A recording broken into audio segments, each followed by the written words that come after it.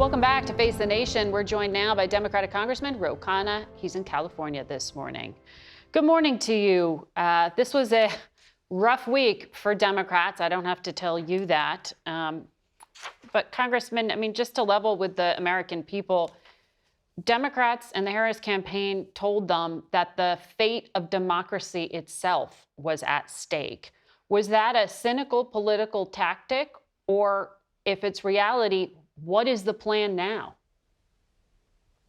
Well, Margaret, I think what was at stake is the degradation of American democracy, the coarseness of political discourse, the idea that you have people who are undocumented, 12 million, who may be subject to a violation of their rights, the issues about climate and the reversal on that. I've never said that you weren't going to have future elections, and I was never one of these people who said you're not going to have 2026 or 2028. In 1 or 2 years, Donald Trump is going to be a lame duck. But I do think that we need to make sure we stand up for people's rights in this country and are looking forward and what we can do to win back the House and the White House. When we look at CBS polling, when you compare Harris in 2024 to Biden in 2020, you see clearly that the Democratic coalition lost support among Latino voters, young voters, women. Republicans really made gains here with men of color as well. Why do you think there is this fracturing? We did not have a compelling enough economic vision. The Democratic Party should have one simple mission, and that is to address the economic hardships and struggles of many Americans, not just working class Americans, a large slice of Americans who feel the American dream has slipped away for their families and their kids.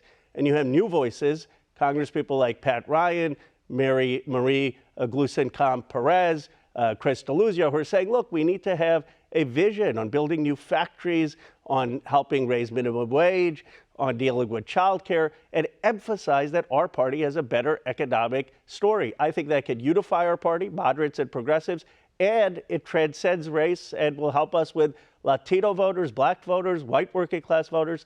And we have a better vision than Donald Trump on that. You know, it's interesting in this Monday morning quarterbacking that's happening to hear from so many Democrats now who are saying that they think that economic message should have been front and center, but that they felt constrained somehow by this focus on identity politics. Tom Suozzi of New York brought that up, talking about Republicans being able to weaponize anarchy on college campuses, defunding the police, and gender questions and girls' sports. Do you think this, movement, woke politics, really was incredibly damaging to the left? Because a large part of that came from the progressive wing on which you are a member. Well, I have always said that we need to be emphasizing the economic issues, but I don't think we should run away for standing up for trans rights, for standing up for equal rights for people, for teaching American history responsibly. You can be true to your values with two things, Margaret. One, if someone disagrees with you, we need to respect that disagreement, not cancel or shame them. Don't shy away from your convictions, but have a reasonable conversation. I did that with Megyn Kelly on a podcast on trans rights. I stuck to my position, but we had a reasonable conversation. The second thing is, if we emphasize the economic hardships people are facing. I've got $12 trillion in my district in Silicon Valley, while towns like Johnstown were hollowed out, Galesburg, Illinois were hollowed out. We can build new factories, we can build new industry, we can create new economic opportunity. We have a vision of how to do that. President Biden started it. I think we can win over people, even if they may not agree with us on a particular social issue. Let me ask you specifically about your district, since you just mentioned it. Silicon Valley was thought of as reliably blue, but particularly in this election, you saw money going towards Donald Trump. You've seen some very prominent tech names, Elon Musk significantly, and J.D. Vance, the vice presidential candidate. He really reached out into that tech community as part of that campaign. What is the thing that Silicon Valley thinks it's going to get from a Trump administration? Is it no taxes on capital gains? Is it not regulating crypto? What is it that the people in your district think they're getting from Donald Trump? Well, first of all, Margaret, 70% of Silicon Valley still supported Vice President Harris and Democrats. Yes. But you're right that we had slippage, and probably now 20, 30% support Donald Trump. They have different reasons for doing it. Some of them want more free speech. Some of them want deregulation. Some of them want tax cuts. Some of them want AI not to be regulated. Some of them were concerned on crypto. But I think what the Democrats need to remind folks of, and I've reminded Elon of this, is that Tesla got funding from President Obama. SpaceX got started because Ash Carter, under President Obama, helped Elon get that facility. The Democrats are the party that has invested in the science and technology to help build Silicon Valley. And we can be the party that helps AI and robotics build new factories, build new industry in different parts of the country. When we argue policy, we have a better vision for how to get Americans prosperity in a modern economy. And if we focus on that, I believe we will win back the majority and win back in 2028. Former Speaker Pelosi told the New York Times there were messaging errors, yes, but she also said there should have been an open primary system here, and that President Biden's decision to endorse Vice President Harris immediately made it impossible. Do you agree with her? Well, look, I have a lot of respect for Speaker Pelosi, but I've sort of chuckled when people have said this about President Biden, because the day he got out, we had Democrats with the most over-the-top superlatives, comparing him to George Washington, saying he did the most honorable thing. So now to go back and criticize him seems a bit contradictory. I think this was a winnable campaign. Even when he got out, Vice President Harris was 5 points up in some of the polls. Anyone who's saying now this was not a winnable campaign didn't say that back in August. The reason we didn't win ultimately is we didn't listen enough to people on the ground, people like Chris Deluzio, Pat Ryan, who were saying, talk about the economy, talk about people's economic struggles, convince people you have the better policies and better vision. The reason I'm hopeful for the future is we have the substance. You can't build new factories just with tariffs and tax cuts. You need federal financing. We have actual investment in apprenticeships. And I think over the long run, the American people will see the truth of the policy ideas. You were a surrogate for Joe Biden. You were then a surrogate for Kamala Harris. And on this program, you defended both many times. One place you did create space was on the issue of Gaza. You said when you were going to college campuses, when you were talking to progressives, when you were talking to voters of color, not just Arabs and Muslims, you heard there was a problem here. Do you think that the numbers you saw, particularly in Michigan, vindicated your point of view, or was there just a greater force at work?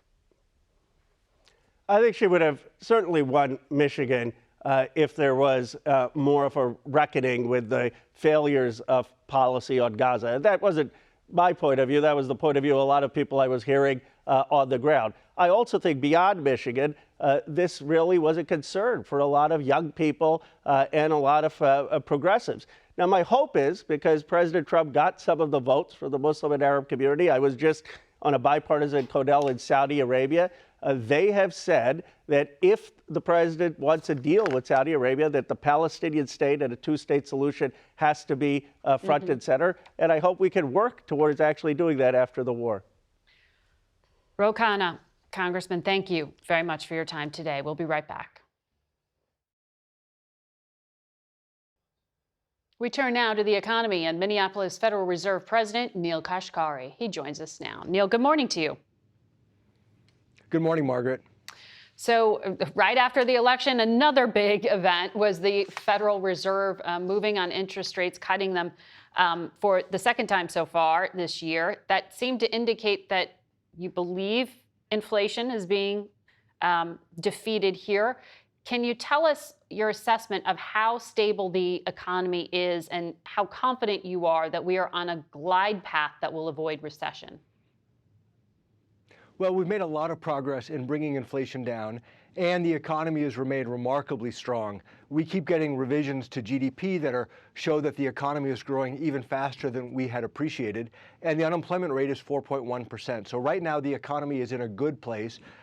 Inflation is still running around 2.5% or so we're not all the way home. We need to finish the job, but so far, so good. I mean, I don't want to declare victory yet. We need to finish the job, but we're on a good path right now. Finish the job. It sounds like you're expecting another rate cut.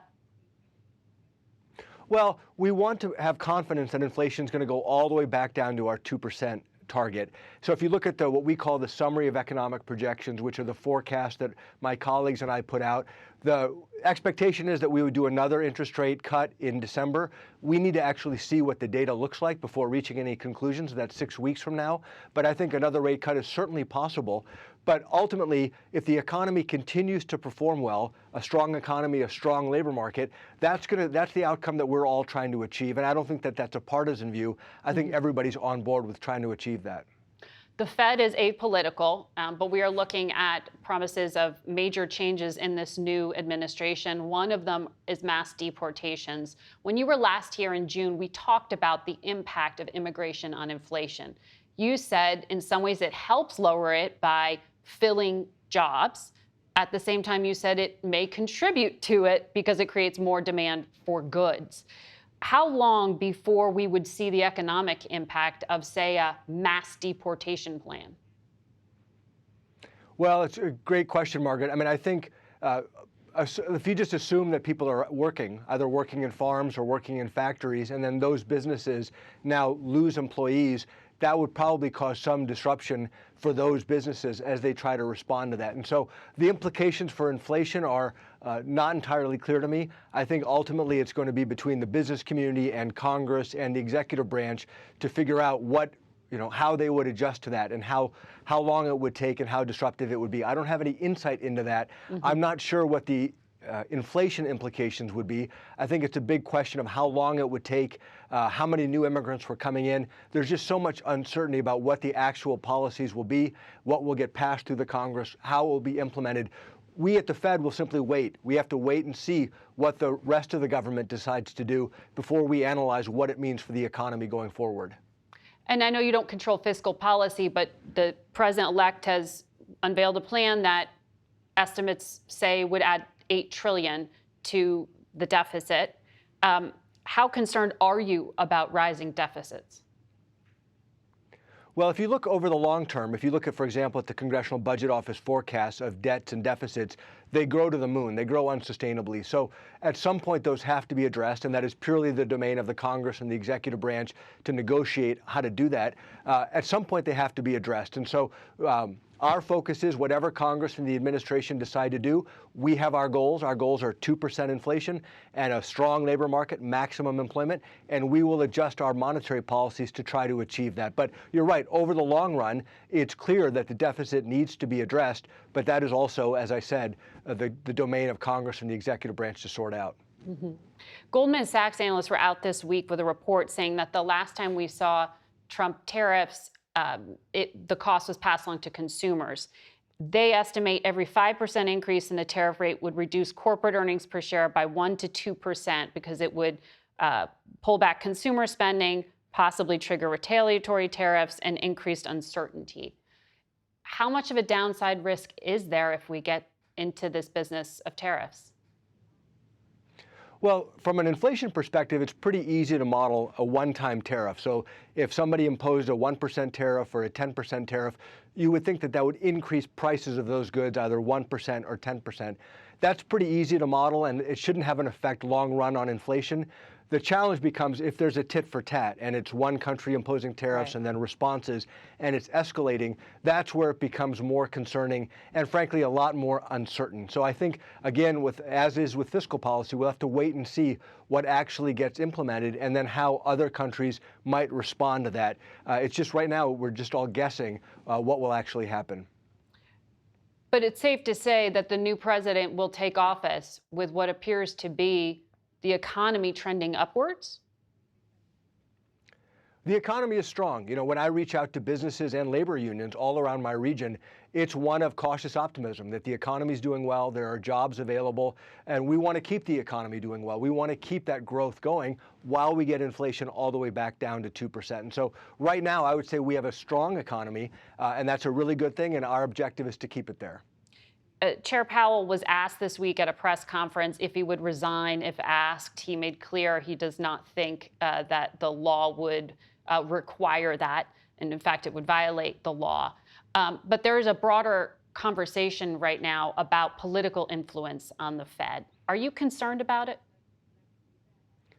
I'm not. My colleagues and I at the Federal Reserve are totally committed to the dual mandate goals of 2% inflation and maximum employment that Congress has assigned us. That's what's driving the decisions that we've been making, and that will continue to do so.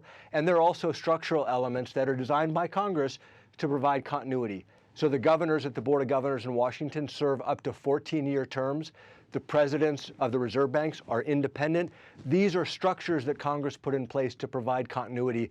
Between that and, I think, bipartisan support that we all want to get inflation back down to 2% and we want to keep the economy strong, I'm confident that we will continue to focus on our economic jobs, and that's what should be dictating what we're doing, and that is what's dictating what we're doing.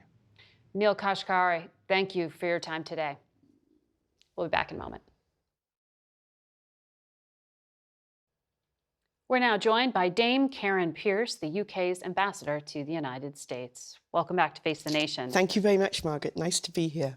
So, Ambassador, after this election, there was a lot of chatter in Europe about Europe needing to act alone, or at least without as much of an American support mechanism there. The French president said Europe needs to take back control. Italy's prime minister said, don't ask what the U.S. can do for you, ask what Europe should do for itself. What do you think Trump's return will mean for Europe?